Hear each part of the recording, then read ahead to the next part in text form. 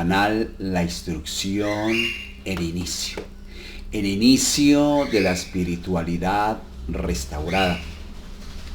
En esta ocasión traemos como tema con respecto a la espiritualidad restaurada la ofrenda más agradable a Dios o el sacrificio que a Dios le agrada.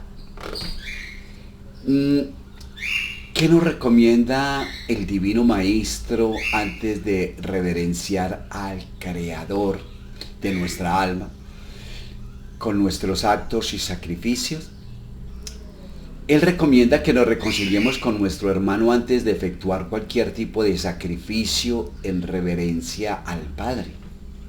Reconciliaos con vuestro hermano antes de presentar a Dios vuestra ofrenda. Es la recomendación que siempre nos da, porque solamente después de reconciliarse con su hermano, dice las Escrituras, que debe el hombre presentar a Dios su ofrenda, porque el amor de Dios y al prójimo es inseparable y constituye un único mandamiento, de tal modo que quien guarda rencor al prójimo se encontrará irremediablemente apartado de Dios, entre comillas, ¿verdad? Dejar vuestra dádiva u ofrenda junto al altar e ir antes a reconciliar con vuestro hermano, después volved y ofrecerla. Debemos tener en cuenta que todos nosotros somos parte de una unidad. El amor universal de Dios, del Creador de nuestra alma,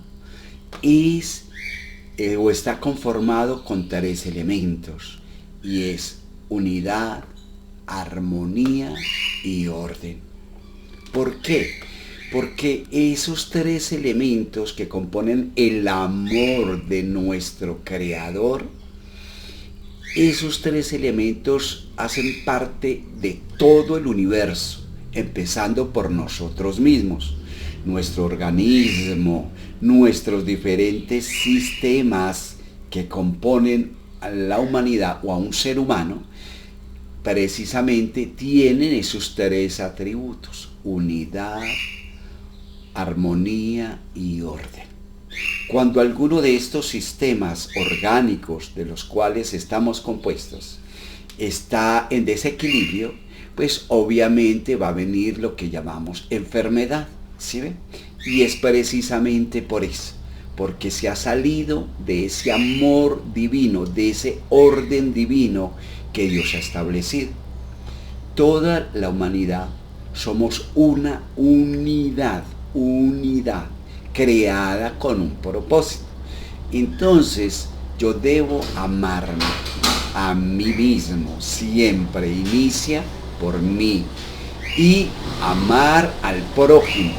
Ese prójimo es, así no lo conozca, debo amarlo, debo cuidarlo, debo ayudarle, debo protegerle si puedo, ¿sí? Es por eso entonces que debo entender que todo ese amor único de Dios, que está compuesto de esos 3 elementos, unidad, armonía y orden, debe estar establecido en todo. Cuando odiamos al prójimo, entonces comenzamos a vivir en ese desequilibrio, ¿sí? Y eso hace que no podamos estar en concordancia dentro de esa unidad divina. ¿Me hice entender? Entonces, ¿cuál es entonces el sacrificio más agradable a Dios? El que el hombre hace del prójimo resentimiento al aproximarse a aquel a quien ofendió en un acto de humildad y amor. Entonces es esto que debemos tener siempre en cuenta: no ofenderle, más bien amarle. Antes de presentarse a Dios para ser por él perdonado, el hombre precisa haber perdonado y reparado el agravio que haya hecho a cualquiera de sus hermanos. Por eso la importancia de vivir en paz, en armonía. Pero todo, les dije antes, empieza aquí. La base fundamental, la paz, la armonía, debe estar en mí. Si yo no me calmo, si yo no me tranquilizo, si no comienzo a vivir dentro de mí en esa armonía, entonces eso lo voy a exteriorizar. Por eso dicen que como es por dentro, es por fuera. Entonces la importancia de empezar nosotros a trabajar en esta parte, ¿sí? De vivir en esa armonía, en esa paz, en esa unidad a la cual Dios nos ha llamado, porque así fuimos creados, ¿cierto? Porque cuando su pasaje en la tierra era costumbre entre los judíos ofrecer bienes materiales a Dios como una forma de mostrarle respeto y amor, ¿sí? ¿Por qué? Porque es lo que las escrituras se refieren cuando se habla de las ofrendas, ¿sí?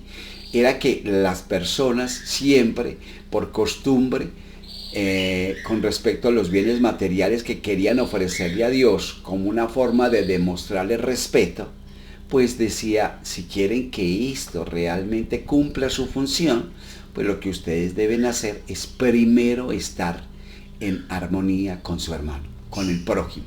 Entonces, en nuestros días aún ofrecemos a Dios sacrificios materiales. Pues la verdad es que ya no. Hoy ofrecemos a Dios nuestra oración, nuestros sentimientos, nuestras buenas intenciones y buenas obras, nuestra alma, nuestra buena alma, en fin. Por tanto, debemos liberarnos de cualquier pensamiento de odio o amargura con relación al prójimo, que es que me hizo mal o que es que simplemente me cae mal. No, Señor, empiece a amarse, ¿sí? Con cordura, con esos tres elementos, y asimismo debe expresar ese amor universal hacia el prójimo. Cuando usted está odiando a alguien, es porque ese alguien le está mostrando allí en él esa falla que usted tiene dentro de sí. ¿Me entendió? Entonces, el creyente no ofrece dones materiales, pues espiritualizó el sacrificio. Él ofrece su alma al creador del universo, y esa alma tiene que ser purificada, tiene que vivir correctamente, en honestidad, en integridad, primero con él mismo, segundo hacia Dios y tercero hacia el que lo rodea. ¿Por qué nos es tan difícil aproximarnos a nuestro hermano en busca de reconciliación entonces? Pues la razón es porque esta actitud exige una renuncia, un desprendimiento, exige una humildad. Son virtudes frontalmente contrarias al egoísmo, al orgullo y a la vanidad que aún llevamos en nosotros. Debemos empezar por trabajar ese ego, por mermarle a ese ego. Fue que me dijo, fue que me hirió, fue que... No, nada de eso. ¿Sí? Nada de eso. Seamos cada día operarios de la armonía y de la concordia, removiendo ese desentendimiento, alineando rencores y construyendo más bien la paz. Se habla mucho en todos los países de paz, y más en estos tiempos, pero no la van a encontrar, porque la paz radica en mi alma, en cómo esté yo, cómo me acepto yo, cómo vivo conmigo mismo. ¿Me acepto como yo soy? Tal vez no, ¿verdad? ¿Por qué? Porque nuestra propia conciencia nos muestra que debemos hacer cambios, transformarnos. No es el decir, es que nací así, yo soy así, ¿qué voy a hacer? No, es de transformación, porque precisamente el propósito de la creación de nuestra alma es que viniéramos a aprender, y aprendemos a través de las experiencias, y tenemos que ir moldeando nuestro ser, o al menos nuestra forma de ser. Y si ese hermano estuviera distante de nosotros, de modo que no podamos aproximarnos a él, ¿cómo haremos allí? Pues nos queda pedir perdón a Dios por él, por su felicidad y bienestar, por su paz y progreso, pues para la oración no existe distancia alguna. Ofrecerle los mejores deseos, mandarle desde aquí bendiciones, energía de bendiciones. Solo la incomprensión y el desamor separan a los hombres. La buena voluntad y el amor los aproxima a despecho de las distancias materiales. ¿Sí? ¿Lo entendió? Espero que sí. El hecho de recogernos en oración, en un templo religioso o en otro lugar cualquiera, nos aproxima entonces a Dios. ¿Ustedes qué dicen? Pues la verdad es que no. No. Si usted realmente, personalmente, ha leído las Escrituras, ha encontrado allí en varias partes que nos recomiendan que el Creador, o nos hacen alusión que el Creador de nuestra alma, el Dios del universo, no habita en ninguno de esos lugares. Habita y radica en cada uno de nosotros, porque nos ha otorgado la chispa divina, el alma. ¿Sí? Esa alma es divina, creada por un ser divino. Entonces allí tenemos una parte de Dios en nosotros.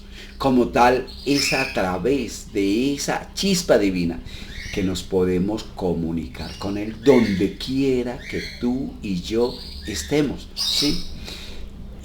Debemos entonces entender que Él puede escucharnos, vernos, conocer nuestros sentimientos, nuestros deseos, si son buenos o malos hacia el prójimo, ¿sí? Entrando en el templo del Señor, el hombre debe dejar fuera todo sentimiento de odio y de animosidad, todo mal pensamiento contra su hermano. Solo entonces los ángeles llevarán su oración a los pies del Eterno. Entonces por eso debemos entrarnos en nosotros, apartarnos, como dice allí, en un lugar. Y allí, en la posición que querramos, hablemos con el Creador. Pidamos perdón. Y pidamos por esas personas que nos ofendieron, que ni siquiera tal vez se dieron cuenta, que tal vez ese ni siquiera era el propósito de ellos. Entonces, con mayor razón, debemos perdonar y perdonarnos a nosotros mismos. ¿Sí? El sacrificio más agradable a Dios es que el hombre hace es del propio resentimiento, reconciliándose con su hermano antes de elevar la oración o el pensamiento al Padre. Entonces, antes de cualquier situación, primero siempre busque al Creador y reconcíliese con su hermano. ¿Sí? Somos eficaces para ver la paja y la viga que hay en el ojo del prójimo, pero no nos vemos lo que hay dentro de nosotros. No vemos que el error que muchas veces cometemos es porque pensamos mal, hablamos mal y hacemos mal. Todo radica en cada ser humano, que se analice, que piense en sí, que rectifique su conducta, su dureza de corazón y que haga los cambios que debe hacer. ¿Qué hizo entonces el maestro? Enseñar cuando dijo: ¿cómo es que veis una paja en el ojo de vuestro hermano cuando no veis la viga de vuestro ojo? El maestro nos enseñó que antes de criticar los defectos y las faltas cometidas por nuestro prójimo, debemos examinar nuestra propia conducta, haciendo una severa crítica de nuestro modo de pensar y de proceder. Entonces debemos empezar por nosotros. Es hacia adentro de nosotros mismos que debemos dirigir nuestra atención, en el sentido de conocer nuestro íntimo y así corregir los defectos e imperfecciones que cada uno tenemos, porque somos humanos, ¿verdad? Entonces debemos trabajar en nosotros, ¿sí? Más que estar mirando a nuestro prójimo. ¿Qué más nos enseña el maestro cuando dice que primero debemos retirar la viga de nuestro ojo para que podamos retirar la paja del ojo de nuestro hermano? Pues el maestro nos muestra que si aún encontramos dificultad para liberarnos de nuestros defectos y vicios que constituyen la viga en nuestro ojo, no debemos consecuentemente ser rigurosos al exigir de los otros que superen sus propias debilidades. Tengo que hacer lo mío, cada cual hará lo suyo. Debido a nuestra imperfección, nos es más difícil superar las debilidades y vicios. Recordemos que con nuestro hermano sucede lo mismo. Tal vez él está queriendo cambiar, está queriendo obrar de una manera diferente. Cada uno tiene su propia lucha. Entonces, más que yo ir a señalarle sus fallas, debo trabajar en mí. Mire esta pregunta. ¿Es normal que veamos las faltas de los otros antes de percibir los errores que nosotros mismos cometemos? Pues es una práctica muy común, fruto del orgullo y vanidad del hombre, pues solo el que no comete errores es apto de señalar las faltas del prójimo. Y a la verdad, todos cometemos errores. Las personas de mayor progreso espiritual y que menos errores cometen, en vez de juzgar con rigor las faltas ajenas, son las más indulgentes y comprensivas para con las debilidades del prójimo. De hecho, hemos en algunos temas pasados, hemos hablado al respecto de la benevolencia hacia nuestro prójimo. ¿Sí? Debemos ser benevolentes, y una de las formas de mostrar nuestro amor al prójimo y la benevolencia es precisamente pasar esas fallas, porque todos las cometemos. Más bien entonces rogar al Creador para que le ayude a esa persona a cambiar. Pero primero empiezo por mí, ¿sí? Por los cambios míos. ¿Qué actitudes debemos adoptar antes de ser jueces de las acciones de nuestro prójimo? Pues debemos intentar percibir nuestro íntimo como si fuese una imagen proyectada en un espejo, como si estuviésemos examinando a la otra persona allí y reflejar si tenemos autoridad moral para aprobarlo o si merecemos críticas más duras.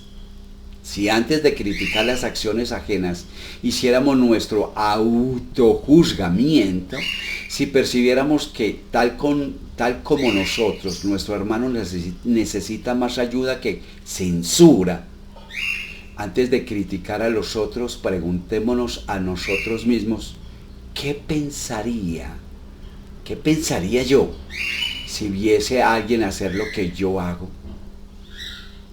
¿Lo criticaría? ¿Lo señalaría? ¿Por qué mejor no empiezo la tarea de cambio de mi vida? ¿Cuál es la principal causa que impide al hombre juzgarse a sí mismo antes que a los otros? Pues la respuesta es el orgullo, que lo induce a disimular para sí mismo sus defectos, tanto morales como físicos, y a reconocer siempre su superioridad ante los otros. Eso no está bien. La humildad es la llave que abre el entendimiento del hombre y el reconocimiento de sus propias debilidades, y lo hace tolerante para con las debilidades ajenas. Se lo repito. La humildad es la llave que abre el entendimiento del hombre y el reconocimiento de sus propias debilidades, y lo hace tolerante para con las debilidades ajenas. Qué maravilloso y qué bueno que tuviéramos en cuenta esto, ¿verdad? Ahora, una persona verdaderamente caritativa acostumbra a señalar los defectos del prójimo. Lo decíamos antes. ¿Una persona benevolente hace eso? La verdad es que no. Señalar las faltas del prójimo es una actitud adversa a la caridad, pues esta tiene como principal característica la indulgencia del hombre para con sus hermanos. La caridad siempre humilde, la caridad orgullosa es un contrasentido, ya que esos dos sentimientos se neutralizan uno al otro, entre la caridad y el juzgamiento. ¿Sí? Se neutralizan. Si usted dice que es benevolente, pero usted hacia los demás ejerce su orgullo, su altivez señalándole las faltas, pues está anulando realmente esa caridad que dice tener. ¿Por qué le es difícil al hombre reconocer y valorar entonces las cualidades ajenas? Pues porque el orgullo y la vanidad lo vuelven presuntuosos hasta el punto de atribuir una importancia exagerada a la propia personalidad y crecer en la supremacía de sus cualidades. Es horriblemente vanidoso y orgulloso aquel que permite que ese ego le gobierne y lo haga ver a los semejantes como menos que él. Eso es malo, destructivo y va en contra del propósito de lo que realmente el creador de su alma y del universo estableció. Entonces, ¿cómo podrá el vanidoso resaltar en otro el bien que lo eclipsaría en vez del mal que lo ensalzaría? Pues la respuesta es: ¿cuál es el principal obstáculo para el progreso del espíritu y de qué modo debemos combatirlo? Pues culmino con esto: el orgullo. Por ser el padre de todos los vicios y la negación de muchas virtudes, ese orgullo niega todas sus virtudes. Debemos combatirlo a través de la humildad, que nos hace reconocer las propias faltas, y la práctica cotidiana de la indulgencia y la caridad. Cuanto más reconocemos las propias faltas, tanto más indulgentes seremos para con nosotros. Por eso debemos reconocer nuestras faltas. Y concluyo ya definitivo con esto: antes de juzgar los actos del prójimo, examinemos con honestidad nuestras propias acciones, y entonces percibiremos que nosotros todos también cometemos faltas y necesitamos de la indulgencia y de la comprensión de los demás, porque necesitamos también de ellos. Por eso mismo es que nosotros debemos ser indulgentes. De hecho, los que han leído las Escrituras pueden encontrar allí que también dice que en Mateo 7:1, no juzguéis para que no seáis juzgados. Y muchas veces caemos en ese error, y son esos errores los que debemos corregir. Debemos cambiar nuestra actitud hacia mí. Somos muy indulgentes con nosotros mismos, entonces asimismo debo expresarlo hacia el prójimo, ¿sí? Ser indulgente con él. Más bien ser riguroso conmigo mismo y empezar realmente a reconocer los errores y empezar a trabajar en ellos, empezar a cambiar, y en mi indulgencia brindar ese amor en unidad, en armonía y en orden hacia los demás. Ese es el verdadero amor universal de Dios. Por eso debemos tenerlo en cuenta. Mire que se sale el amor universal de Dios, se sale de todo esquema del amor que el ser humano ha creado, ¿se ve? O en el cual vive o dice tener, entre comillas, porque eso de amor es bastante poco. Amor con amor yo pago.